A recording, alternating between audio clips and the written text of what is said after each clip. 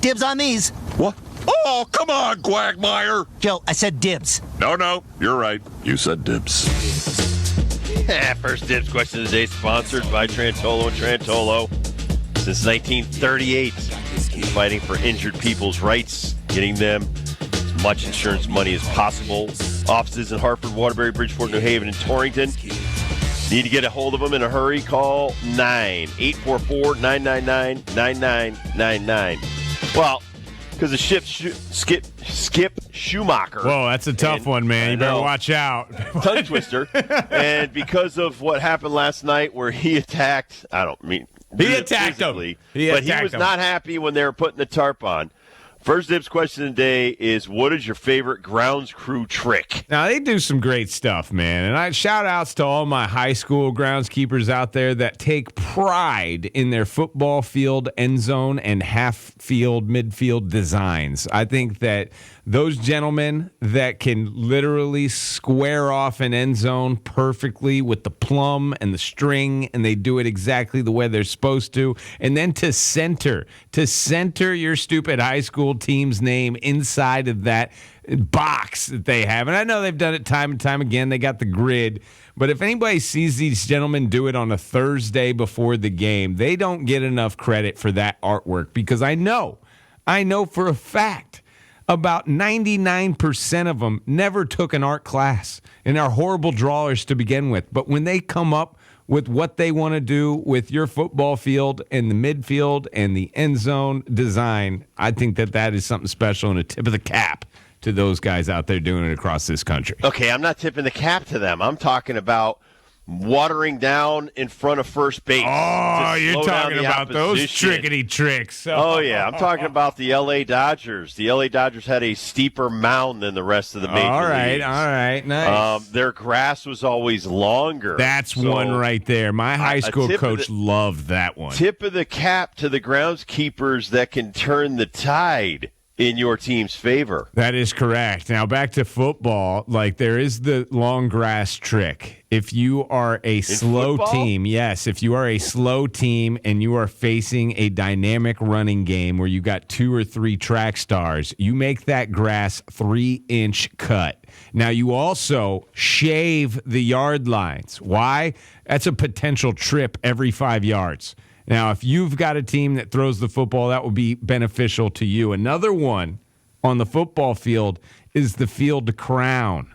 Now, y'all up here don't know about crowning. No, we have flat fields. You got to get on the crown, y'all, because when you do a cutback and the defense is running towards the sideline, you put the foot in the ground to cut back on them, they can't stop running downhill. Yeah. They just keep on running downhill right to the sideline. I'm glad you brought this up. I was going to bring up, baseball outfield cut design too. Okay. But I like where you're going. I like where you're going. The trickety-trick stuff where the grounds crew gets in on the action to impact the game. I love it. So old Jack Murphy Stadium is where the San Diego Chargers and the Padres used to play before Petco. And they cut it like a checkerboard in the outfield. And you could literally and physically see the ball zigzag. And I don't know if that was intentional to do to the other team, because it hurt the home team as well. So because they were making the outfield look so amazing, it really did play differently than, some outfields that you just see it's cut one way and they come back the other way, and it's kind of like, X-ray vision kind of stuff. Love it. And it's really well done. But, no, Jack Murphy in San Diego was insane, their outfield. Love it. The one thing I know in college baseball as well, the grounds crew may just be the coaching staff.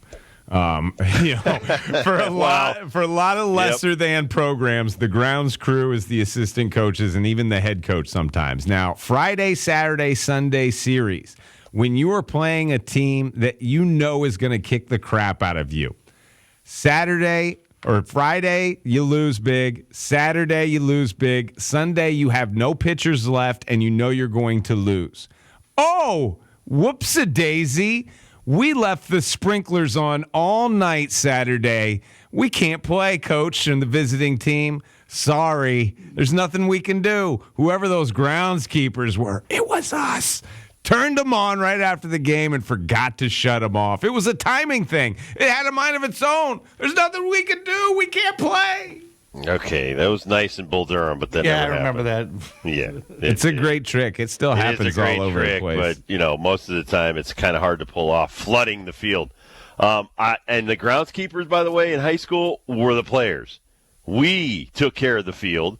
My old high school coach, Coach Fontana, that was his stickler thing that I like. I want the players to manicure the field, take care of the mound, the bullpens, things like that.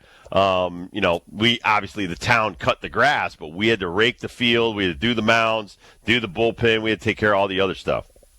The other trick I like is the heat in the locker room. I know it's not a groundskeeper thing, but most of the time the person that's doing the groundskeeping could possibly be the janitor and the one with the keys to the closet that has the HVAC thermostat. And you just pump that sucker up for the visiting locker, no matter if it's basketball, if it's hockey, what have you. You just get that as hot and as uncomfortable as possible. And again, I don't know what happened. I'm not controlling that thing. It's got a mind of its own. It just went really hot all of a sudden. I don't know. Sorry.